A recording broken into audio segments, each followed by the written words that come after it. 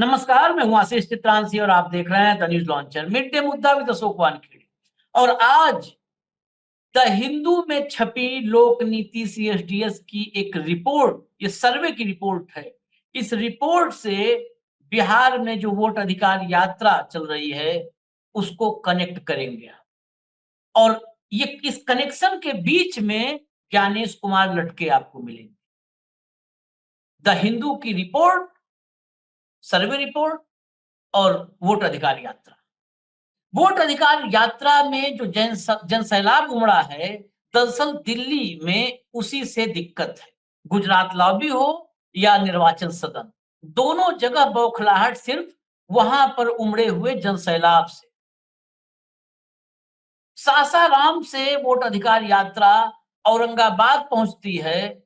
औरंगाबाद में बारिश हो रही होती है, लेकिन सड़क पर कहते ना सरसों फेंकने की जगह। वही हालात, अभी आपको विजुअल हम दिखा दें। वही हालात, बारिश में जन सैलाब और सामने पुलिस की बैरिकेडिंग। अब क्या कोशिश होगी आप समझ सकते हैं। लेकिन राहुल के पहुंचते ही सब गायब। नीतीश की पुलिस बैरिकेडिंग, कोई नजर नहीं आया। फिर नजर आई तो वहां पर वो भीड़, वो हुजूम जो तेजस्वी और राहुल के साथ वोट का अधिकार बचाने के लिए उमड़ी थी। राहुल ने वहां से ज्ञानेश कुमार 7 दिन में माफी मांग लो, ये भाषा एलओपी को लेकर के एक चुनाव आयुक्त का है। कभी आपने सुना था ऐसी भाषा? इस भाषा का जवाब दिया वहीं से। और एक एक कर बाबा साहेब के दिए हुए अधिकारों पर कैसे छीनी हथौड़ी चला रहे हैं ये ज्ञानेश कुमार, मोदी जी के संरक्षण में सबको खोल डाला। जनता तालियां बजाती रही। तो उस वोट अधिकार यात्रा और ये सर्वे का रिपोर्ट, ये दोनों जब समग्र रूप से आप देखेंगे तो आपको यकीनन ये समझ में आ जाएगा कि लोकतंत्र पर वाकई बहुत गंभीर खतरा है, बहुत गंभीर खतरा है। क्योंकि इस देश से अगर दलित, पिछड़े, वंचित को मताधिकार से वंचित कर दिया गया तो फिर लोकतंत्र बचा कहां? फिर तो अंबानी, अडानी और कुलीन तंत्र हो गया, सामंती शासन आ गया। सामंत वोट डालेंगे, सामंत शासन करेंगे और गरीब, पिछड़े, दलित, वंचित, शोषित, अल्पसंख्यक ये फिर गले मटका वाला सिस्टम में घूमेंगे। भाऊ को लाइए चर्चा में, हम दिखाते हैं कि करके सब चीजें। स्वागत है भाऊ आपका। जरा दिखाना शुरू करिए। सबसे पहले मैंने कहा ना कि बारिश, तो ये ऐसे नहीं कि हम सूखा मौसम और हमने बोल दिया बारिश, हालांकि सबको पता है। लेकिन शुरुआत में तेजस्वी यादव ने उस बारिश में आए लोगों का वेलकम ही किया। सुनवाइए तेजस्वी से, फिर आते हैं राहुल। और इस रमेश चौक पे इतनी रात में भी, बारिश आने के बाद भी आप सब लोग यहाँ उपस्थित हुए हैं, इसके लिए हम धन्यवाद देना चाहते हैं। आप लोग किस लिए आए हैं? अपने अपने मत के अधिकार के लिए आए कि नहीं आए? ये वोट चोरी में जो वोट की डकैती कर रहे हैं उनको भगाने आए कि नहीं आए? ये देखिए हुजूम, जो मैंने कहा था अभी तो ये भी कम है, अभी और आगे दिखेगा आपको। जरा राहुल गांधी ने ज्ञानेश कुमार को यही बारिश में जो जवाब दिया वो जरा सुनवाइए। होता है, उनका प्रेस कॉन्फ्रेंस होता है, मैं उनसे पूछना चाहता हूं, आपने कानून बनाया, आपने सीसीटीवी का कानून बनाया, फिर आपने उस कानून को बदला क्यों? सरकार ने क्यों बदला? मैं एक और सवाल पूछना चाहता हूं। भाई और बहनों, आप जानते हो कि इलेक्शन कमिश्नर पर कोई भी केस नहीं किया जा सकता है। आप जानते हो कि हिंदुस्तान का कोई भी court, high court, supreme court उन पर केस नहीं कर सकता है। आप जानते हो ये कानून कब बना? जानते हो? 2023 में ये कानून बना। ये कानून 2023 में क्यों बना? क्योंकि नरेंद्र मोदी और अमित शाह ये जानते हैं कि इलेक्शन कमीशन के खिलाफ कोई कार्रवाई नहीं कर पाए, क्योंकि इलेक्शन कमीशन उनकी मदद कर रहा है, उनके साथ वोट चोरी कर रहा है। और हमने इंडिया गठबंधन के बिहार के नेताओं ने मन बना लिया है कि बिहार में हम वोट चोरी नहीं होने देंगे। सवाल नहीं उठता, वोट चोरी नहीं होने देंगे। सवाल ही नहीं उठता है कि वोट चोरी होने देंगे। और 2023 जिसपे आज चर्चा चारों तरफ हो रही है, हमारे पिछले कार्यक्रम में दर्शकों ने भी पूछा कि ज्ञानेश कुमार को जेल में क्यों न डाल दिया जाए, हमारे टैक्स के पैसे से इनको सैलरी मिलती है। यही 2023 का कानून, क्योंकि बिना शील्ड के कोई भी आदमी, किसी भी सैनिक को कहा जाए जाओ हमारे लिए तुम किसी की भी गर्दन काट के आओ, तो कवर देना होगा ना कि हम तुम्हारे मरने के बाद तुम्हारे परिवार का पालन पोषण करेंगे, तुम बच के आए तो तुमको सम्मान देंगे, मेडल देंगे। वैसे ही ये सिक्योरिटी दी गई। 2023 में एकाएक क्या जरूरत पड़ी? मुकदमे से सिक्योरिटी, जेड्स प्लस सिक्योरिटी, सारी सिक्योरिटी इस देश के चुनाव आयुक्त को 2023 के बाद से क्यों? क्योंकि उसके पहले एक्सपेरिमेंट चला, एक्सपेरिमेंट को 2023 से इंप्लीमेंट करना हुआ, तब योद्धाओं ने कहा होगा कि हमें आप कवच क्या दे रहे हो? तो कवच कुंडल ये मिला है। अभी और क्लिप्स हम एक-एक करके आएँगे, लेकिन पहले प्राइमरी चर्चा, पहला सवाल, जो भीड़ आपको दिखी और जो ज्ञानेश कुमार को जवाब दिया भाऊ। देखिए आशीष जी, कल की प्रेस कॉन्फ्रेंस, मुझे लगता है चुनाव आयोग जब से शुरू हुआ तब से आज तक इतना छिछोरापन, इतनी थितराई और इतना मूर्खतापूर्ण बयान कभी किसी भी चुनाव आयुक्त ने नहीं दिया होगा। सवाल क्या थे, जवाब क्या थे, पत्रकारों के सवाल पे जवाब नहीं दे पाए। ये इस बात पे कह रहे हैं कि दो जगह, तीन जगह भी मतदाता रजिस्टर हो सकता है। मतदान उसने किया कि ये बताओ, मतलब तीन जगह मतदाता आता कैसा है, पहले अपने गरेबा में झांक के देखो। किसी भी सवाल का जवाब नहीं दिखाया। और उन्होंने कहा कि 7 करोड़ जनता मेरे पीछे है। जबरन जनता, कौन सी जनता पीछे है? यूपी से लाई हुई जनता पीछे है। जो 65 लाख लोगों को आपने मतदान से वंचित किया, वो जनता आपके पीछे है। कौन सी जनता आपके पीछे है? स्वयं भू करना। और ये पूरा स्क्रिप्ट उसी का है, गुजराती कंपनी का है, क्योंकि गुजराती कंपनी भी ऐसी ही बात करने के आदी। हाँ। लेकिन उनको लगा कि ये धमकी देने से कुछ गड़बड़ होगी, लेकिन राहुल गांधी ने उस धमकी को इतना करारा जवाब दिया। उन्होंने कहा चुनाव आयोग नहीं डरता। चुनाव आयोग को डरा कौन रहा है? किसने चुनाव आयोग को धमकी दी है? चुनाव आयोग खुद ही डर रहा है अपने कुकर्मों से, इसलिए कह रहा है कि मैं डरता नहीं हूं, मैं डरता नहीं हूं। सवाल पूछने से इसका मतलब ये नहीं किसी ने धमकी दी। पिता को बेटा सवाल पूछता है तो बेटा पिता को धमकाता है क्या? लेकिन जिस दिन पिता ये कहना शुरू कर दे कि मैं बेटे से डरता थोड़ी हूं, मैं बेटे से डरता थोड़ी हूं, अरे भाई क्यों डरेगा तू? जब तुमने कोई कुकर्म किए होंगे, 10 लफड़े किए होंगे, जो बेटे को पता पड़ गए, तो आज तुमको शर्म आ रही है, इसलिए कहते हो कि मैं डरता नहीं हूं बेटे से। कोई डरने की जरूरत नहीं चुनाव आयोग को। चुनाव आयोग को कोई डरा नहीं रहा है। चुनाव आयोग के साथ पूरा देश खड़ा हो सकता है। चुनाव आयोग बशर्ते कबूल तो करे कि गलतियां कहां हैं। चुनाव आयोग निष्पक्ष तो काम करे। हमारे सामने सब समकक्ष है। ये समकक्ष की परिभाषा क्या है, जरा ज्ञानेश कुमार जी बताइए। तेजस्वी यादव को नोटिस, अनुराग ठाकुर के सामने चुप हो गए। ये है आपका। कौन सा एफिडेविट मांग रहे हैं भाई? क्यों मांग रहे हैं आप एफिडेविट? आपके पास अधिकार है। यदि आप पे लगे हुए आरोप आप सिद्ध कर दीजिए कि गलत आरोप है, क्रिमिनल प्रोसीडिंग चालू करवा दे उनके खिलाफ जिन्होंने आरोप लगाए। लेकिन आप आरोपों तक जा ही नहीं सकते, क्योंकि आपको पता है कि आपने कितने कुकर्म किए। आपने जनता के मतदान का अपमान किया है। मत चोरी करके मतदाताओं का अपमान नहीं होता। आपने मतदाताओं का अपमान किया है महाराष्ट्र के, आपने मतदाताओं का अपमान किया छत्तीसगढ़, गुजरात, मध्य प्रदेश, राजस्थान। आप बिहार के मतदाताओं का अपमान कर रहे हैं। आप उनको बता रहे हैं कि आप नेपाल से आए हुए हैं। और कल जब सवाल पूछा आपको, तो आपके मुंह से शब्द नहीं फूट रहे थे। आप ही ने बताया ना कि कुछ मतदाता नेपाल के हैं, म्यांमार के हैं, बांग्लादेश के हैं। और इसी पे बोल रहा है ना सत्ता पक्ष कि विपक्ष बाहर से आए हुए लोगों को मतदान करवाना चाहता है। तो बताइए कितने बांग्लादेश से आ गए? क्या मैकेनिज्म है आपके पास बांग्लादेश का बोलने के लिए? किस अधिकार से आपने किसी भी मतदाता को विदेशी बोला है? कई बार तो डाउट आता है कि आपका चेक करना पड़ेगा कि आप कहां के हो। आपकी राष्ट्रीयता पे आपके कुकर्मों से सवाल उठ रहे हैं।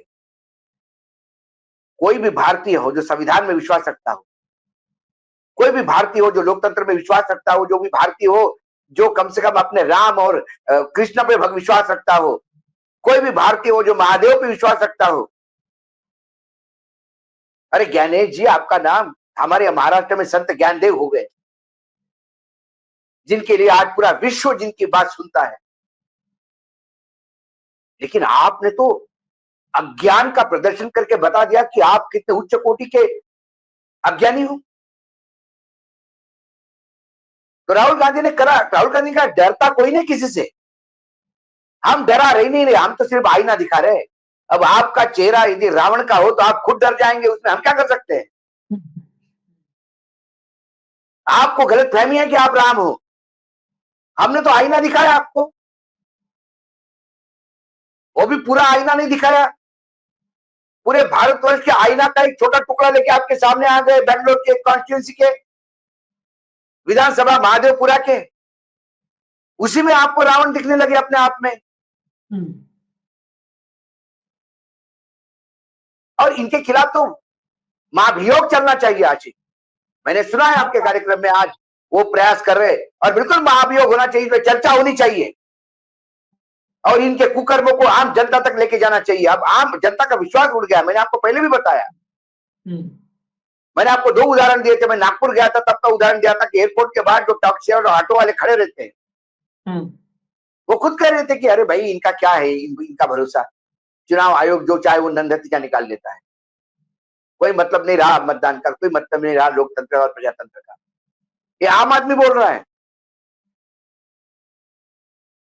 दिल्ली में उत्तर प्रदेश का एक आदमी जो यहां से ओला उबेर में गाड़ी चलाता है, उसने ये कहा। हमने कहा क्या माहौल है आपके यूपी में? बोले क्या करना माहौल का, नतीजे तो वही आएंगे जो चुनाव आयोग चाहेंगे। अब तो बोले मतदान दो ना दो, कोई आपका मतदान दे जाएगा, कोई पता नहीं, हम तो इधर ही रहते, हमारा मतदान गांव में है। एक कानपुर का था, जाते हुए मुझे मिला, आते समय मुझे दादरी का मिला।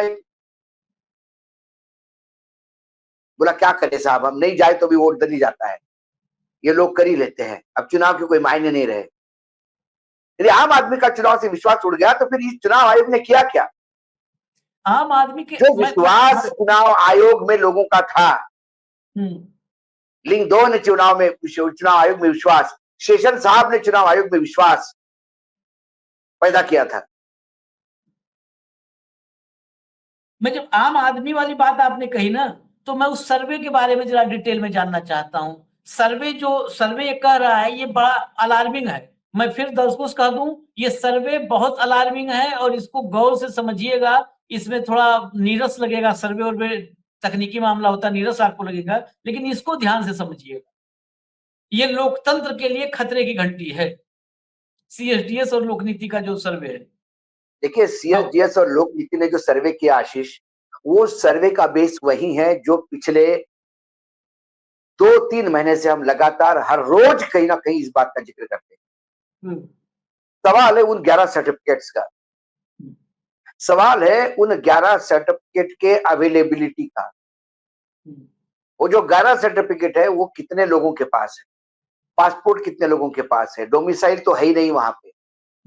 हमने उन 11 सर्टिफिकेट पे डिटेल प्रोग्राम किया है। सीएसडीएस ने और लोक नीति ने मिलकर जो सर्वे किया, उस सर्वे में ये आया है कि खासकर गरीब, पिछड़े, वंचित लोग जो इस लोकतंत्र की नींव है, उनके पास एक ही अधिकार दिया है। 1947 की आजादी के बाद यदि गरीबों को क्या मिला है,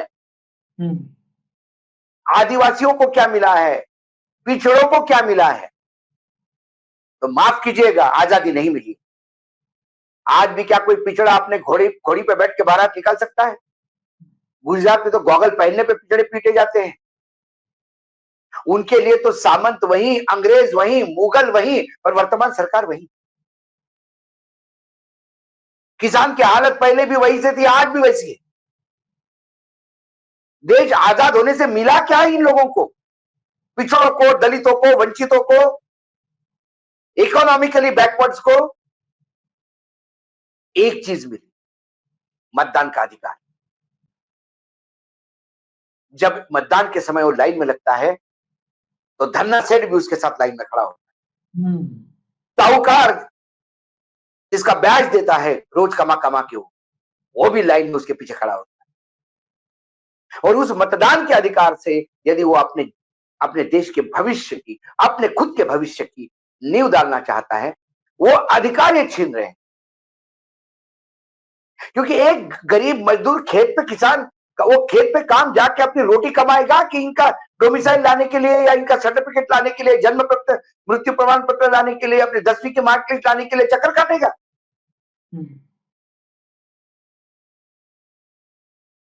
65 लाख लोगों में कौन है? मैं दावे के साथ कहता हूं सबसे ज्यादा 65 लाख लोगों में पिछड़े, दलित और वो लोग हैं कि जिनके इकोनॉमिकल कंडीशन बहुत खराब है। आपने कहा सर्टिफिकेट नहीं दे दिया, खत्म हो गया भाई। कल एक तुगलकी बयान निकालोगे, जो रेबैन का चश्मा पहनते वही मतदान का अधिकार होगा? बड़ा बड़ा रेबैन का चश्मा 2500 का है, यहाँ पे जिसकी दिन की दिहाड़ी जिसकी बेचारे की 300 रुपए की होती है, बड़े मुश्किल से 2 टाइम रोटी खाते हैं, कहां से रेबैन का चश्मा लाएगा? तो आप संविधान की हत्या कर रहे हैं। संविधान मत का अधिकार भारतीयों को देता है और नागरिकता तय करने का अधिकार कतई नहीं दिया है चुनाव आयोग। भारतीय नागरिकों को चुनाव का अधिकार देने के लिए बोला है, लेकिन चुनाव नागरिक कौन है ये तय करने का अधिकार चुनाव आयोग को नहीं दिया है। चुनाव आयोग गलत परिभाषित करता है अपने अधिकारों को। कोई भी किसी को कहेगा आप चुनाव को। मेरा एक सिंपल सा सवाल है, 81 करोड़ लोग इस देश में अनाज ले रहे हैं 5 किलो। अब बिहार में देखिए कितने लोग ले रहे हैं अनाज 5 किलो। 65 लाख में कितने लोग होंगे जो ड्रॉप के उन्हें 5 किलो अनाज लेने वाले? तो नरेंद्र मोदी की सरकार क्या विदेशियों को अनाज दे रही है? जो भारतीय नागरिक नहीं उसको अनाज दे रही है? तो इससे ज्यादा कमजोर सरकार नहीं है। यदि 11 साल सत्ता में रहने के बाद म्यांमार, बांग्लादेश और नेपाल से लोग आके यहाँ मतदान कर रहे हैं, तो ये विफलता है गृह मंत्री अमित शाह जी की। मैं जरा मैं बता दूं, आंकड़े जरूरी है। ये जो सर्वे आया है, चुनाव आयोग पर लोगों का भरोसा कितना घटा है, जरा मैं ये आंकड़े आपको बता देता हूं। भाऊ नेटवर्क के इशू की वजह से अभी बाहर हैं, बस आ रहे हैं तुरंत 30 सेकंड के अंदर। असम में 2019 में 47% लोगों को चुनाव आयोग पर भरोसा था। 19 में भी 53% लोगों को नहीं था भरोसा। 47% लोगों को चुनाव आयोग पर भरोसा था, 35% लोगों को अब वो भरोसा रह गया है। भरोसा मात्र 35% लोगों को रह गया है, मतलब असम में 65% लोगों को चुनाव आयोग पर भरोसा नहीं है। केरला में 2019 में 57% लोगों को चुनाव आयोग पर भरोसा था, 25 में मात्र 35% लोगों को भरोसा रह गया है, यानी 65% को भरोसा नहीं है। इसके बाद मध्य प्रदेश 2019 में 57%, 2019 मध्य प्रदेश के आंकड़े सुनिएगा। ये यहाँ पर सरकारें कैसे चल रही है सब पता चल जाएगा। ये अपने आप में ये जो सर्वे है ना, ये 1 घंटे का बहुत जहीनी से अगर मतलब इस पे काम किया जाए तो 1 घंटे का है शो। मध्य प्रदेश में 2019 में 57% लोगों को चुनाव आयोग पे भरोसा था, 2025 में 17% लोगों को अब चुनाव आयोग पे भरोसा रह गया है। 83% को भरोसा नहीं है, 83% को भरोसा नहीं है, और सरकार भाजपा की। ये चुनाव आयोग पे भरोसा, अगर भाजपा का समर्थक होगा, उसका मतदाता, तो उसे भरोसा होना चाहिए। आशीष जी मध्य प्रदेश में ही बोल रहा हूँ, मैं मध्य प्रदेश में ही बोल रहा हूँ, जहां करीब करीब 2 लाख लोग, 2 लाख से ज्यादा लोग, एक एड्रेस पे 10 से ज्यादा लोग हैं, ऐसे 2 लाख केसेस है। और 70,000 ऐसे केसेस है जहां एक एड्रेस पे 50 मतदाता है। मध्य प्रदेश गवर्नमेंट ने ये आंकड़े निकाल के रेक्टिफिकेशन किया है चुनाव के बाद। इसका मतलब चुनाव में वोट डले हैं, वो फर्जी वोट। किसका विश्वास होगा इस चुनाव आयोग पे? उत्तर प्रदेश में 2019 में 56% लोगों को चुनाव आयोग पे भरोसा था, 2025 में सिर्फ 21% लोगों को भरोसा रह गया है। और एक आंकड़ा और जोड़ दूं, इसमें भी भरोसा कम ज्यादा होने वाला एक पैरामीटर है, एक है नो ट्रस्ट। नो ट्रस्ट मतलब जीरो ट्रस्ट। उत्तर प्रदेश में 2019 में 11% लोगों का चुनाव आयोग पर नो ट्रस्ट था, वो 2025 में 31% का नो ट्रस्ट। मतलब 31%, जितने पर सरकार बनती है, जितने प्रतिशत पर 29-29.5% पे सरकारें बनती थी, 30% पे उत्तर प्रदेश में, आज 31% लोगों का नो ट्रस्ट है, माने उन्हें रत्ती भर भरोसा नहीं रहा। पश्चिम बंगाल में 2019 में 48% लोगों का चुनाव आयोग पे भरोसा था। चौंकाने वाले आंकड़े हैं, गौर करना है, चौंकाने वाले आंकड़े हैं भाव। इस आंकड़े का अलग विश्लेषण करना होगा। 2019 में 48% लोगों का भरोसा था, 2025 में 42% लोगों का भरोसा है, सबसे कम घटा है। इस भरोसे के पीछे क्यों न माना जाए कि ममता बनर्जी की ताकत है। बिहार, पश्चिम बंगाल के लोगों को पता है कि ममता दीदी है, ये सब गुजरात लॉबी को, मतलब जैसे फुटबॉल को किक मारते हैं वैसे ही आउट करेगी। ममता दीदी के सामने नहीं चलेगा, ना चोलबो, ये है भरोसा बेसिकली। इसीलिए वहां पर भरोसा नहीं घटा है, क्योंकि बाकी भाजपा शासित राज्यों में देखिए कैसे घटा, वहां पे नहीं घटा। उनको पता है ममता दीदी है, ये घुमा के गुजरात मैंने क्या, पहुंचाएगी। आशीष, यदि चुनाव आयोग का नंगा नाच चल रहा है और एक राजनीतिक दल चुनाव आयोग का अपना प्रकोष्ठ बना के सत्ता काबिज करने का प्रयास करता है, उसमें मैं विपक्ष की भी गलती मानता हूँ। विपक्ष की गलती इसलिए है कि ममता जी कैसी पहले दिन से आगा कही है। ममता दीदी ने, अभी ममता दीदी के यहाँ चुनाव होने में 2 साल है, लेकिन जैसे ही चुनाव मतदाता सूची तैयार होने की खुमखुमी लगी उनको, उन्होंने तुरंत चुनाव आयोग को सारा डिटेल दे दिया। और पहली बार गणेश कुमार ने माना कि गलती हो गई, और गणेश कुमार ने तब कहा कि आधार कार्ड से लिंक करेंगे। तब गणेश कुमार का स्टेटमेंट था आधार कार्ड से लिंक करेंगे। अब बिहार का सर्वे आते आते आकाओ ने कहा होगा, मूर्ख आदमी, कैसा तुमने बोल दिया आधार से लिंक करेंगे, ये तो फंस जाएंगे, फर्जी वोटदान कैसे करवाएंगे। फिर एकाएक उन्होंने कहा कि आधार कार्ड से कोई मतलब ही नहीं है बिहार में। फिर 2023 में क्यों अमेंडमेंट करवाया पीपल्स रिप्रेजेंटेटिव एक्ट में आधार कार्ड जोड़ने के लिए, ये समझ के परे है। आज आधार कार्ड किस लिए है, ये एक डिबेटेबल सवाल है। अब जो रुपए खर्चा करके आधार कार्ड बनाया उसकी वैल्यू क्या है, वो किसी काम का नहीं है, तो फिर क्यों किया है नौटंकी इतनी बड़ी, क्यों केवाईसी करते कि आधार कार्ड से करो, क्यों, किस बात की है, क्या है वैलिडिटी आधार कार्ड की। ये बहुत सारी चीजें सवालों का जन्म दे रहे हैं। लेकिन ये क्या करते हैं, चद्दर डालते हैं। मोदी जी को आदत है, विदेशी मेहमान आ गए, नारा दिख रहा है, गुजरात में सफेद चद्दर लगा दी, सफेद चद्दर के पीछे गंदगी, अभी तो निकालो, put all dirt under the carpet. अरे किसी दिन तो कारपेट उठेगा भैया, और लोकतंत्र में नहीं कह सकते आप ऐसे। आपका जो प्लान था कि एक सूची जारी कर दो और चुनाव घोषित कर दो, उसके बाद अब एक बार सत्ता में आ जाए 5 साल के लिए, फिर बाद में देखेंगे। हमारे महाराष्ट्र में 2.5 साल इलीगल सरकार चली, सर्वोच्च न्यायालय ने कहा कि सरकार इलीगल है, लेकिन 2.5 साल चली। ये न्यायपालिका की कमजोरी नहीं तो क्या है, कि जानते हुए कि ये इलीगल सरकार है 2.5 साल तक चलने दिया आपने।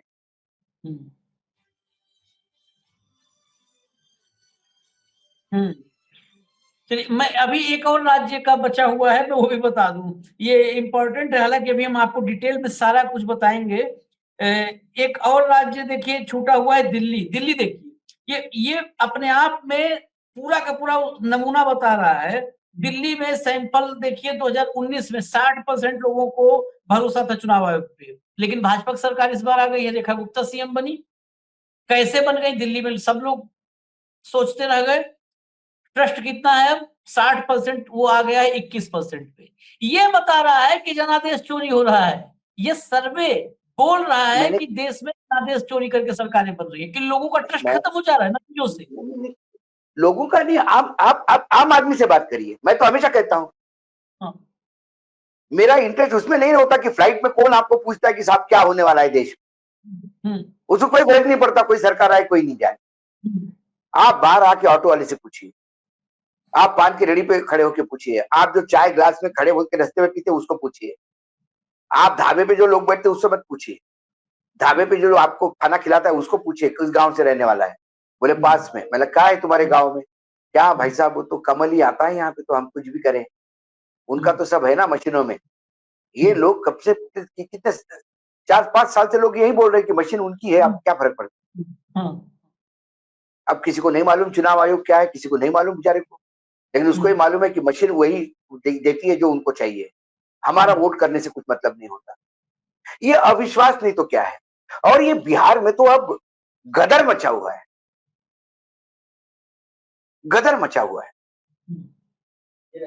सवाल है क्या इन 65 लाख लोगों को जॉब मिलेगी बिहार में? क्या इन 65 लाख लोगों को बिहार में कोई सरकारी योजना का लाभ मिलेगा? सवाल वो है। और यदि वो सरकारी योजना का लाभ भी मिलते हैं, वहां जॉब भी मिल सकती है, वहां राशन भी मिल रहा है, तो फिर मतदान का अधिकार क्यों नहीं? सवाल ये है। मात्र 11 सर्टिफिकेट आप जो मांग रहे हो वो नहीं देने से तय हो जाएगा। और ये सिस्टमैटिकली इसको जन जागरण नहीं, देखिए मैं इसको पॉलिटिकल से नहीं देखता। मैं आज भी कहता हूं कि कल कांग्रेस सत्ता में आएगी तो कोई राम राज्य आने वाला नहीं, वहां भी भ्रष्टाचारियों की कमी नहीं है। हाँ, तभी तो बाहर आज यदि बीजेपी सत्ता में है तो इसी कारण है कि कांग्रेस के अकूट भ्रष्टाचार पे उन्होंने अंकुश नहीं रखा। आज जहां जहां बीजेपी सत्ता में सिर्फ कांग्रेसियों की वजह से, वो भी इन भ्रष्टाचारियों की वजह से। फिर हेमंत विश्व शर्मा से लेकर अजीत पवार तक सब नाम गिनवाओ आप। तो कोई ये नहीं, हमारा ये कहना है कि भाई जो आए भ्रष्टाचार करे, हम तो हमारा काम है लोगों को जागरूक करना, वो करते हैं। लेकिन इन्होंने तो इस बार भ्रष्टाचार की बात छोड़िए, इन्होंने सत्ता में दूसरे को न आने देने का जुगाड़, मतलब इन्होंने तो लोकतंत्र पे हमला बोल दिया। हाँ, बाकी लोगों ने पैसे खाए, ये तो संविधान खाने में लगे हुए, ये आपका मताधिकार का खाने में लगे हुए हैं, ये आपका बोलने का अधिकार खाने में लगे हुए। और यदि बीजेपी को लगता है कि वो बिल्कुल खुले लोकतंत्र का समर्थन करते हैं, तो बीजेपी इन 2-4 सवालों का जवाब दे। क्यों चुनाव आयोग में नियुक्ति में सर्वोच्च न्यायालय का मुख्य न्यायाधीश नहीं चाहिए? क्यों प्रधानमंत्री को एक मंत्री अपना साथ में चाहिए? क्यों प्रधानमंत्री पहले ही पैनल में मेजोरिटी लेके बैठे हैं? ट्रांसपेरेंसी की बात करते हैं ना, कारण बताइए क्यों आपको एक मंत्री चाहिए? क्यों आपको सर्वोच्च न्यायालय का मुख्य न्यायाधीश नहीं चाहिए? क्योंकि आपको प्रामाणिकता, निष्पक्षता पे विश्वास ही नहीं है, आपको तो खेल करने हैं। भाई क्यों नहीं दोगे वीडियो फुटेज? अब ये कह रहे थे कि आपके मां बहनों के फोटो वापस आ जाएंगे, क्यों ज्ञानेश कुमार की मां बहनें वोट करने नहीं जाती क्या? बुर्का पहन के जाते हैं लोग, या ऐसे राजे महाराजा के पहले रानियां जाती थी तो कपड़े लेके लोग चलते थे साथ में, कोई देखे नहीं उनको?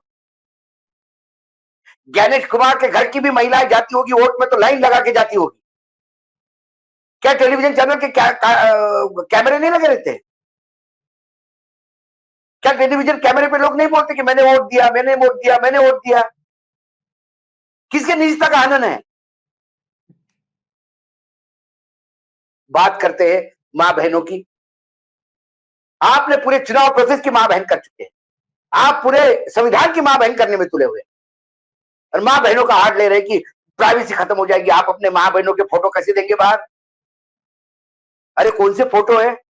मुझे गर्व होगा मेरी पत्नी वोट देते हुए यदि उसका फोटो आया तो उसमें क्या है? ये यज्ञ है वो लोकतंत्र का। फोटो भेज के चलवाते हैं लोग तो लोग चलवाते हैं कि हमने वोट दिया, फोटो चलवाते हैं। अखबारों में फोटो, ये कोई अब तो बदल चुनाव बूथ सेंटर कोई झरना नहीं है रामकरी गंगा मैली का, जहां हीरोइन नहाते हुए दिखेगी तो भाई कैसा विद्रूप दिखता है, कैसे देखेंगे? आपने तो बूथ को टॉयलेट बना दिया, नहीं प्राइवेसी होती है जी उसमें।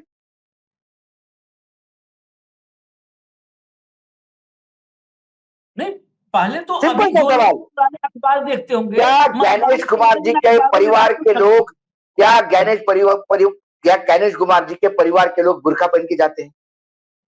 क्या ज्ञानेश कुमार का परिवार जब वोट देने जाता है तो ये कहा जाता है कि कोई फोटोग्राफर, कोई कैमरामैन वहां नहीं होगा? क्या निजता का अधिकार है? आप देना नहीं चाहते। निजता के अधिकार के पीछे आपकी नीचता छुपी हुई, हम्म, ये सबसे बड़ा कांड है। बिल्कुल वही है। हाँ, वही है। आपकी चोरी नहीं पकड़े, इसीलिए फिर तो ये सीसीटीवी उठा दो सारे, जितने गाड़ियों, जितने सीसीटीवी है रोड पे सब हटा दो। भाई मेरी लड़की स्कूटी पे जा रही है, वो सीसीटीवी दिखता है, उसमें निजता का हनन है। घर के बाहर जो लगाए हैं, वो भी हटना चाहिए भाऊ। मैंने वही रोड तो मैंने बोला पूरे, अरे सारे हटा दो सीसीटीवी, पूरे दुनिया से सीसीटीवी हटा दो। अरे आप क्या स्टोन एज में जा रहे हो? आप क्या कोई पर्दा सिस्टम लेके आए हो समाज में? ये समाज वो है कि यहाँ हमारी महिलाएं फाइटर जेट उड़ा रही है, हमारी महिलाएं, देश की ये तमाम वीरांगनाएं पूरे विश्व के सामने बताती है कि ऑपरेशन सिंदूर में हम कैसे ठोक के आए पाकिस्तान को। ये झांसी की रानी का प्रदेश है, ये मां जिजा का प्रदेश है। वैदिक पीरियड से आज तक इस देश की महिलाओं ने फोर फ्रंट पे लग के रहे हैं। ज्ञानेश कुमार जैसे धकियानु, जो दिमाग जिनका क्लोज्ड है, बंद दिमाग के लोग सोचते हैं कि वो निजता का सवाल है। वो कोई आपका माँ बहन के फोटो, क्या है? कोई नहाते हुए फोटो है? ये क्लोज दिमाग नहीं है, बहुत खुला दिमाग है। ये मैंने ये कब कहा था। लोकतंत्र को क्लोज करने का प्रयास, खत्म करने का ये प्रयास। बहुत खुला दिमाग है, बहुत सातिश दिमाग है, सातिश दिमाग है। ये निजता के आड़ में ये जो कर रहे हैं, बहुत सातिश दिमाग है। ये निजता का सवाल आपने देखा था। गुरु कौन था? मोदी जी गुरु थे। मोदी जी कहते हाँ ना, हाँ करना चाहिए कि नहीं करना चाहिए। ज्ञानेश कुमार ने कहा बहन हाँ बेटियों का सीसीटीवी दिखाना चाहिए क्या? सेम हूबहू कॉपी कर लीजिए।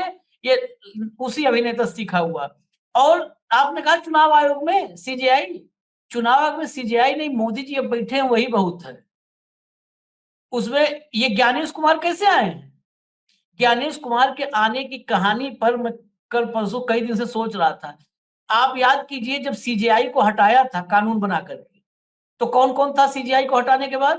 प्रधानमंत्री, एलओपी, हाँ उस समय हाँ थे बंगाली बाबू, एलओपी, हाँ और तो तीसरा कानून मंत्री मेघवाल। हाँ, ये तीन मेघवाल। थे। ये तीन थे। मोदी पर शाह को भरोसा नहीं है, क्योंकि शाह को मोदी से ज्यादा किसी ने नहीं देखा है, किसी ने नहीं देखा। शाह को पता है कि इस आदमी पर भरोसा नहीं कर सकते। तभी तो जब प्रधानमंत्री बैठे हैं तो उनके साथ मेघवाल बैठे, चाहे जो बैठे। अमित शाह ने मेघवाल को आउट करवाया और और खुद खुद ये बैठे। बोले कि कोई ऐसा ना हो कि ये बैठ करके यहाँ पर कोई खेल कर दे आदमी। क्यों? ज्ञानेश कुमार कैसे आए? ज्ञानेश कुमार कोऑपरेटिव के सचिव थे, सहकारिता के। एग्जैक्टली, वो अमित जी के खासम खास थे।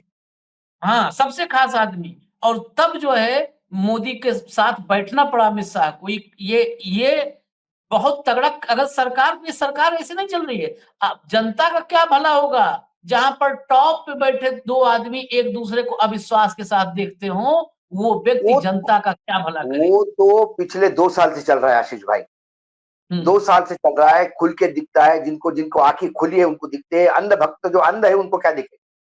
हम्म सवाल वो है। कुल मिलाकर इनके, देखिए क्या है, जो मेंढक टर्राते हैं हम्म बरसात, उसमें यदि लोगों ने रास्ते पे चलना छोड़ दिया तो जिंदगी बेहाल हो जाएगी। शेर की आवाज पर, यहां तो शेर की दहाड़ पर भी शेर को चैलेंज करने लोग निकल जाते हैं। हम्म ये छत्रपति संभाजी महाराज का समाज है। भारतवर्ष पूरा छत्रपति संभाजी महाराज का समाज, जिसने शेर का मुंह फाड़ दिया था एक लड़की को बचाने के लिए। छोड़ दीजिए इस बात, इनके गीदड़ भपकी से कोई डरने वाला नहीं। ये चुनाव का महायज्ञ है, इसमें कई लोग, मैंने कहा याद कीजिए वो सर्प यज्ञ तक्षक के लिए किया गया था। ये सब अंधभक्तों की कहानियां अच्छी लगती है, महाभारत रामायण। और जब तक्ष का आह्वान किया यज्ञ में, सारे दुनिया के सर्प आके यज्ञ में आहुति दे रहे थे, मतलब अपने आप को झोंक रहे थे। यज्ञ ही सर्प के लिए किया गया था, क्योंकि सर्प दंश से राजा की मृत्यु हुई। वो शाप था उनको। जब आह्वान हुआ तक्षकाय न स्वाहा, तो तक्षक डर के मारे इंद्र के पास गया। इंद्र ने कहा मेरे सिंहासन के पीछे छुप जा, डरने की बात नहीं। तो उन्होंने कहा तक्षकाय न स्वाहा इंद्राय न स्वाहा। इंद्र के साथ तक्षक आ गए यज्ञ में। यदि मोदी जी ज्ञानेश कुमार के पीछे छुप रहे होंगे तो जनता आहुति मांगेगी। नहीं, संविधान और लोकतंत्र को तक्षकाय न डसने स्वाहा वालों इंद्राय न स्वाहा। हाँ, संविधान और लोकतंत्र को डसने वालों के खिलाफ अब यज्ञ शुरू हो चुका है। अब ये यज्ञ मान शुरू हो लीजिए चुका है। और अपना अपना ये ठिकाना अच्छी है। बात है कि ये बिहार से शुरू हुआ। राहुल हाँ। गांधी सबसे ज्यादा बिहार में क्यों मेहनत कर रहे हैं? हाँ। इसलिए नहीं कि उनकी पार्टी वहां पे बिल्कुल क्लीन चीट लेके क्लीन स्वीप करके सत्ता में आ रही। उनको पता है उनकी पार्टी वहां पे दूसरे नंबर, मतलब आरजेडी के पीछे ही है। हाँ। लेकिन उन्हें पता है कि हर क्रांति की उत्पत्ति बिहार से हुई, हर अन्याय के खिलाफ बिहार से आवाज उठाई है, चाहे ब्रिटिशों का पीरियड हो या ब्रिटिश के पहले का पीरियड हो। बिहार ने हमेशा इस देश को दिशा दिखाई। और यही कारण है कि जन जागरण जो हो रहा है, लोगों का चुनाव आयोग में अविश्वास, चुनाव आयोग की एसआईआर के नाम पे धांधली, 65 लाख मतदाताओं का जाना, उसमें गरीब वंचित का होना, जो सर्वे बता रहे, और उससे एक नई क्रांति, मतलब ये चुनाव आयोग ही ले डूबेगा यदि मोदी जी के साम्राज्य को डूबना है। यही ले डूबेगा। खैर, अभी इजाजत दीजिए हमें, फिर हम आते हैं अगले कार्यक्रम के साथ। कई विशेष कार्यक्रम हैं, फिलहाल इजाजत दीजिए। धन्यवाद भाऊ, बहुत बहुत धन्यवाद। नमस्कार। नमस्कार।